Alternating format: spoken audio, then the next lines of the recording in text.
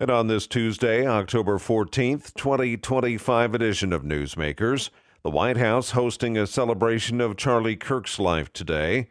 Mark Mayfield has details. President Trump says he'll be posthumously awarding Kirk the Presidential Medal of Freedom. They're going to have a great celebration at the White House in the East Room of the White House. Kirk's wife, Erica, will be in attendance. The 31-year-old conservative activist was shot and killed while speaking at a rally in Utah in September.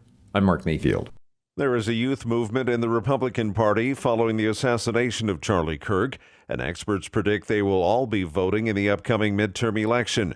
Christian Collins, who founded the Texas Youth Summit, says that Kirk made it cool to be involved in politics. The question remains, will they turn out to vote? Collins says that young people are eager to cast a ballot. All the polling and statistics that I've seen, young men are leading the way in seeing that happen.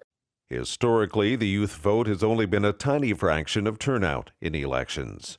A Texas college professor has been fired for condoning violence in a speech he made during a socialist conference.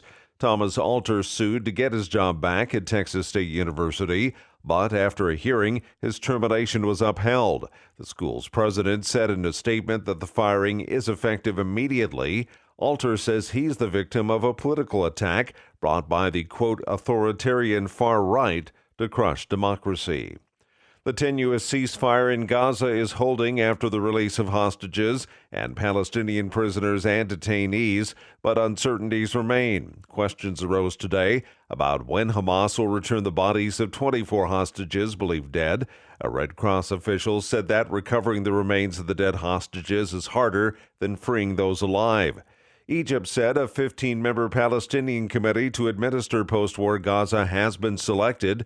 Spanish Prime Minister Pedro Sanchez says accountability for the destruction in Gaza must be addressed, and Turkish President Erdogan emphasized the need for a two-state solution. Instagram is making changes it says will better safeguard teenagers.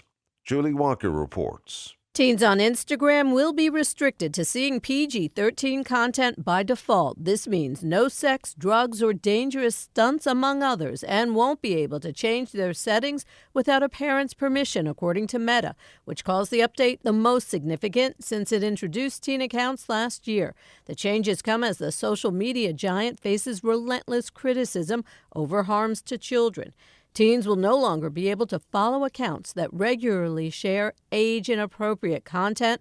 If teens already follow these accounts, content and messaging is blocked. Anyone under 18 signing up for Instagram is automatically placed into restrictive teen accounts unless a parent or guardian gives them permission to opt out. The company also adding an even stricter setting parents can set up. I'm Julie Walker. And that's Newsmakers for this Tuesday, October 14th, 2025 edition. I'm Keith Black.